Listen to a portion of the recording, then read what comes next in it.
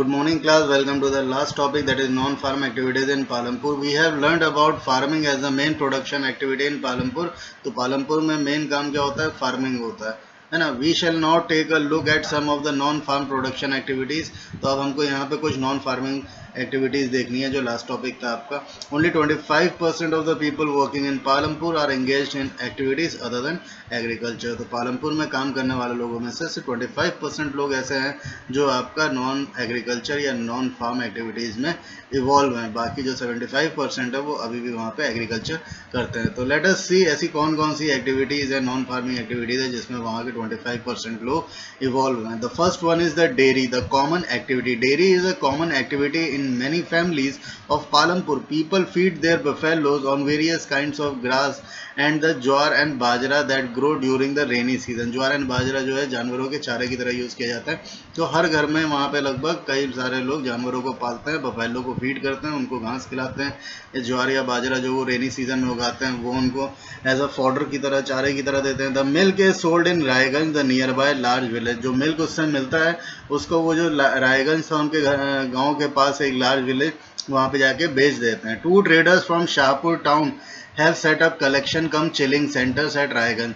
तो शाहपुर जो वहाँ पे नज़दीकी एक बहुत बड़ा शहर था, रायगंज एक बहुत बड़ा विलेज था. तो वहाँ पे जो शहर से दो ट्रेडर हैं, मिल्क ट्रेडर, वो क्या उन्होंने क्या कर रखा है, रायगंज के अंदर एक मिल्क कलेक्टिंग सेंटर बना रखा है, जहाँ पे जिसको कहा गया है collection cum chilling centres at Raiganj. तो वहाँ पे दूध को स्टोर करके ठंडा करके रखा जाता है ताकि उनको शहरों में जाके बेचा जा सके. From where the milk is transported to far away towns and cities. वहाँ से उनको दूर शहरों में दूर दूर भेज दिया जाता है बेचने के लिए. Clear. Second, N example of small scale manufacturing in Palampur. फिर आपकी एक टेबल बनी हुई है, लेट्स डिस्कस में फार्मर 1, फार्मर 2, फार्मर 3. जितना भी आपने पढ़ा है इसको पढ़िएगा, आपको समझ में आएगा. इस टेबल को भरने की कोशिश करिएगा. The second is an example of small scale manufacturing in Palampur. Palampur के अंदर मैन्युफैक्चरिंग भी होती है स्मॉल स्केल इंडस्ट्री के फॉर्म में. At present less than 50 people are engage in manufacturing in Palampur and are done on small scale. तो पालमपुर के अंदर लगभग 50 लोग ऐसे हैं जो मैन्युफैक्चरिंग में भी डील करते हैं और स्मॉल स्केल मैन्युफैक्चरिंग करते हैं. They are carried out mostly at homes और in the fields with the help of family labour. तो इसके लिए उन्होंने बहुत सारे लोगों को हायर करके नहीं रखा है या उन्होंने कोई इंडस्ट्री सेटअप नहीं करी है. ये प्रोडक्शन या तो वो अपने घर में कर लेते हैं या वो फील्ड में कर लेते हैं अपने परिवार की ही मदद से. परिवार में सारे लोग मिलके ये काम करते हैं. Rarely are labour hired. ऐसा बहुत कम होता है कि उनको अपने इंडस्ट्री में या अपने फैक्ट्री में काम करने के लिए किसी को हायर करना पड़ता हो. वो अपना परिवार मिल के ही स्मॉल स्केल इंडस्ट्री मैनेज कर लेते हैं या स्मॉल स्केल प्रोडक्शन मैनेज कर लेते हैं. एक एग्जांपल मिश्री लाल का दिया है. Mishri Lal has purchased mechanical sugarcane crushing machine run on electricity and has set it up on his field. Sugarcane crushing was earlier done with the help of bullocks, but people prefer to do it by machine these days. Mishri Lal also buys sugarcane from other farmers and processed it into jaggery. The jaggery is then sold to traders at Shahpur. In the process Mishri Lal make small profit. तो मिश्री लाल का example दिया जिसने sugar cane crushing machine खरीद के उसको गांव में लगा दिया है. तो वहाँ के लोग जब शुगर केन उगाते हैं तो वो उसको बुलक से ना क्रश करके वो मशीन से क्रश करना ज़्यादा बेटर समझते हैं आज के टाइम पे, टाइम एफिशिएंसी के लिए. मिश्री लाल क्या करता है, आसपास के किसानों से शुगर केन खरीद के उनको क्रश करके उनकी जैगरी मतलब गुड़ बनाता है और उस गुड़ को भी बेचता है. तो बाकी किसानों की मदद करके और गुड़ बना के वो एक छोटा मोटा प्रॉफिट वहाँ पे कमा लेता है. तो ये एक स्मॉल स्केल प्रोडक्शन का एग्जाम्पल है. The third example is the shopkeepers of Palampur. People involve in trade exchange of goods are not mainly in Palampur. The trader of Palampur are shopkeepers who buy various goods from wholesale market in the cities and then sell them into village. तो देखिए गांव में कोई दुकानें भी चाहिए क्योंकि गांव में जो किसान रहते हैं उनको बाकी सामान भी तो चाहिए खरीदने के लिए अपने लिए. तो वो क्या कर रखा है, गांव में कुछ लोगों ने दुकानें खोल रखी हैं, शॉपकीपर बने हुए हैं और वो मार्केट से, होलसेल मार्केट से सामान खरीद के लाते हैं क्योंकि वहाँ सस्ता पड़ता है और गाँव में लाकर उसको बेचते हैं. तो शॉपकीपिंग का भी काम होता है. You will see a small general stores in village selling a wide range of items like rye, wheat, sugarcane, tea, oil, biscuit, soap, toothpaste, batteries, candles, notebook, pen, pencil, even some clothes. तो गांव के अंदर आपने कुछ दुकानें देखी होंगी जो लगभग सारा सामान बेचते हैं। शहरों में तो क्या होता है मोस्टली कि आपका हर चीज़ के लिए अलग दुकान होती है ना, बट गांव के अंदर क्या होता है, ऐसा नहीं होता। वहाँ पे जो दुकान होती है वो लगभग सारा सामान बेचते हैं, क्योंकि वहाँ पे इतनी मार्केट नहीं है कि हर कोई अलग अलग दुकान डाले।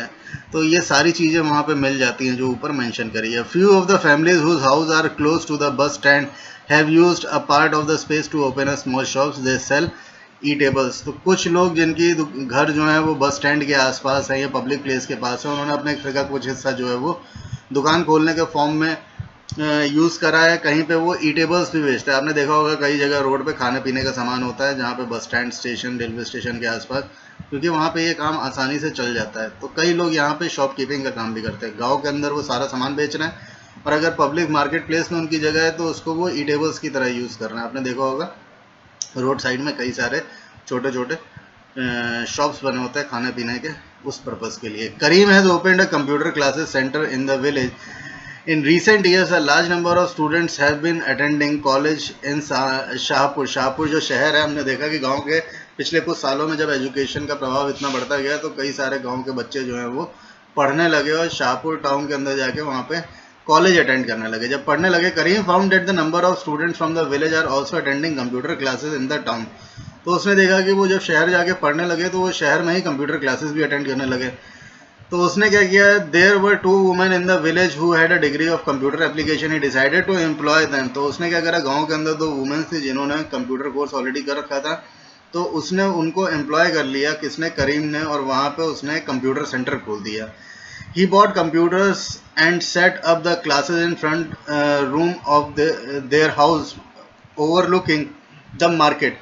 तो घर का जो वो हिस्सा जो मार्केट की तरफ था, उसने वहाँ पे कुछ हिस्सा इंस्टीट्यूट डालने में लगा के वहाँ पे कुछ कंप्यूटर लगाए, और वो जो 2 वुमेन थे जिन्होंने कंप्यूटर कोर्स करा था उनको वहाँ पे पढ़ाने के लिए हायर कर लिया। High school students have started attending them in good number. और धीरे धीरे उसके पास बच्चों की संख्या बढ़ने लगी, क्योंकि जो कोर्स करने के लिए वो पहले शाहपुर जाते थे वो कोर्स करीब उनको वहीं विलेज में ही देने लग गया। तो एक तरीका ये भी हो गया शॉपकीपिंग का। The last is the transport, a fast developing centre. Transport, a fast developing sector. There are variety of vehicles on the road connecting Palampur to Raiganj. Raiganj नज़दीकी जो विलेज था, बड़ा विलेज, रिक्शा वाला, टांगा वाला, jeep, tractor, truck drivers and people driving the traditional bullock cart. जो bullock cart पहले के टाइम की थी, तो नई गाड़ियां तो चली रही हैं वहाँ पे रायगंज से पालमपुर के बीच में, और पुराने बुलक कार्ट्स भी अभी भी चल रहे हैं। एंड बोगी, बोगी आपने देखा होगा, आगे जानवर होता है, पीछे सामान ढोने के लिए उसमें बोगी लगी होती है। Are people in the transport services. ये सारे लोग ट्रांसपोर्ट सर्विसेज में। ये भी इंपॉर्टेंट है, क्योंकि इसके बिना वहाँ के लोग बाहर कैसे जाएंगे, या पालमपुर जो है बाकी आसपास के गांव से और शहरों से कैसे कनेक्ट होगा। तो ट्रांसपोर्टेशन भी एक बहुत इंपॉर्टेंट सेक्टर वहाँ पे डेवलप हुआ नॉन फार्म एक्टिविटीज़ के फॉर्म में। They ferry people and goods from one place to another. Ferry मतलब कि पीपल्स को एक जगह से दूसरी जगह वो ढोता था या पहुंचाता था, है ना। And in return get paid for it. The number of people involve in transport has grown over the last several year. धीरे धीरे ये ट्रांसपोर्ट सेक्टर में जो वहाँ पे पालमपुर में लोगों की संख्या बढ़ने लगी, क्योंकि लोग अब पढ़ने के लिए, ट्रेडिंग के लिए और अलग अलग पर्पज़ के लिए शहरों और दूसरे गाँवों की तरफ बढ़ने लगे, जिसकी वजह से लोगों का और सामान का ढोना या आना जाना बढ़ने लग गया, जिसकी वजह से ट्रांसपोर्ट में लोग ज़्यादा से ज़्यादा जुड़ने लगे या इवॉल्व होने लगे। इसके लिए भी उसने एक एग्जांपल दिया है, Kishora a farm labour like other such as labour. Kishor found it difficult to meet his family needs from the wages that he received. तो वो किशोर जो है वो लैंडलेस फार्मर्स है, जो फार्म लेबर की तरह या लेबर की तरह वर्क करता है, और उसने देखा कि जितना वो कमा पाता है उससे उसके परिवार का गुजारा नहीं चलता है। Few years back Kishore took a loan from the bank. This was under the government programme which he was giving cheap loan to poor landless household. तो सरकार जब जिन किसानों के पास ज़मीन नहीं थी, सरकार जो है एक पॉलिसी के तहत उनको लोन बांट रही थी, तो किशोर ने भी वहाँ से एक लोन लिया। उस लोन का उसने क्या करा, Kishor bought a buffalo with his money and now he sells buffalo's milk। उसने बफेलो खरीदा और उसका मिल्क बेचने लग गया। Further he attacked a wooden cart to his buffalo and used it to transport various item। और उसी बुलक के पीछे उसने एक कार्ट जोड़ ली, है ना, लकड़ी का बना उसने एक कार्ट जोड़ लिया, बुलक कार्ट आपने देखा होगा। और उससे वो क्या करता था, जो भी सामान जो है गांव से शहर की तरफ या शहर से गांव की तरफ ढोना होता था, वो उस बुलक कार्ट से उसको भी ढोता था। तो मिल्क बेच के तो उसको मुनाफा होता ही था, उसको वो ट्रांसपोर्ट की तरह भी यूज़ करता था, गुड्स के ट्रांसपोर्ट के लिए। Once a week he goes to the river Ganga to bring back clay for the potter. तो काम क्या करता था, एक टाइम वो गंगा के पास जाता था, वहाँ से वो क्ले लेके आता था, जो मिट्टी का काम करते हैं कुम्हार, उनके लिए। और sometimes he goes to Shahpur with the load of jaggery.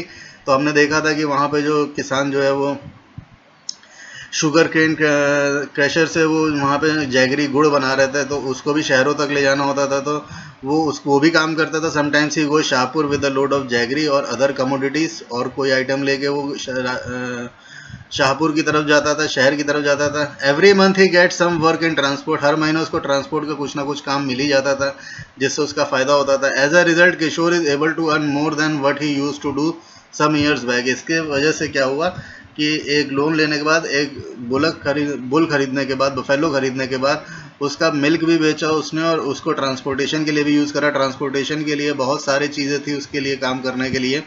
इससे उसने देखा कि जो वो पहले कमा रहा था, अब उसकी इनकम उससे काफ़ी बेटर है। तो ट्रांसपोर्ट भी एक बहुत अच्छा मीडियम बना। समझ में आया? अब यहाँ पे कुछ क्वेश्चंस लेस डिस्कस में लिखे हुए हैं, इनको आप लोग सर्च करिएगा, ढूंढिएगा। कोई दिक्कत है आप लोग पूछिए बिल्कुल। और ये चैप्टर यहीं पे ख़त्म होता है, और आई होप ये चैप्टर आपको समझ में आया होगा। अब नेक्स्ट चैप्टर हम लोग अगले लेक्चर में नेक्स्ट चैप्टर उठाएंगे। Thank you class.